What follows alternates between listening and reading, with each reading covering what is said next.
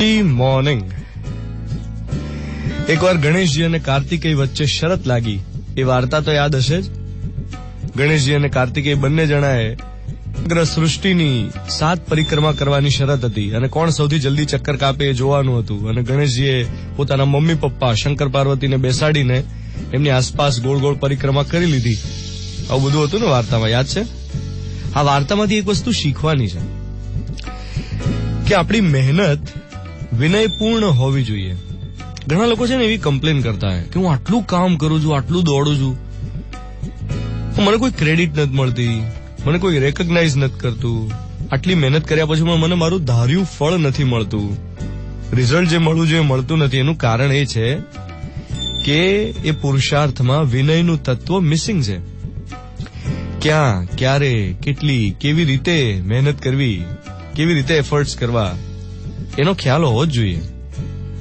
એટલે ગણેશજીએ તો સમજી લીધું કે આ કાર્તિકેય પાસે તો મોર છે, વ્હીકલ તરીકે એ ઉડીને જશે અને તરત જ ઈઝી પડશે એમને સમગ્ર સૃષ્ટિની પરિક્રમા કરવાનું. હવે ગણેશજી પાસે પોતાની પાસે તો ખાલી ઉંદર હતો, સ્પીડ ક્યાંથી આવે? ઉપરથી એમનું શરીર. એટલે એમણે ઇનોવેટિવ રસ્તો આખો અપનાવ્યો કે જેમાં મા બાપને વચ્ચે બેસાડીને એમની પરિક્રમા કરી વગેરે. હવે આમાંથી શીખવાનું એ છે કે જો બીજાના વાદે ના વાત કરાય, બીજાના ચાલે ના ચલાય, આપણને જે ફીલ્ડ ફાવે એમાં પડવાનું, મન ફાવે તેમાં નહીં, બીજા કરે એ ના કરાય. જેટલું આપણું ગજુ હોય, આપણી જે કેપેસિટી હોય એટલું કરાય અને એવું કામ કરાય જે આપણને ફાવતું હોય. અને ઇનોવેશનની વાત આવી કે જે કરો એ સ્માર્ટલી કરો, એવું કરો જે યોગ્ય હોય અને સફિશિયન્ટ હોય. આ છે વિનય, આ છે વિવેક.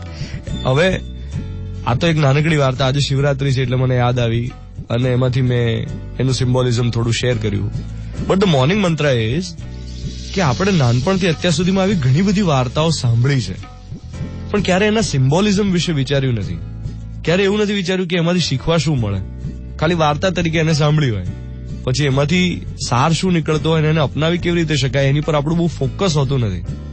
તો આજનો મોર્નિંગ મંત્ર એ છે કે આવી કોઈ પણ એક વાત યાદ કરો. નાનપણથી અત્યાર સુધીમાં તમે કોઈ એક વાર્તા સાંભળી હોય, કોઈ પણ એક વાર્તા જે અત્યારે યાદ આવતી હોય યાદ કરો અને એની સાથે જોડાયેલું સિમ્બોલિઝમ એ યાદ કરો કે એમાંથી ખરેખર આપણી લાઈફમાં ઉતારી શકાય એવું છે શું? એ ખાલી વાર્તા જ હતી કે એમાં આપણા જીવનનો કોઈ મર્મ પણ છુપાયેલો હતો? 7:13 થઈ રહી છે.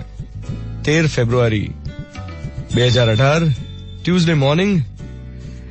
મિર્ચી 98.3 પર હું છું ધ્વનિત તમારી સાથે. Good morning my dear.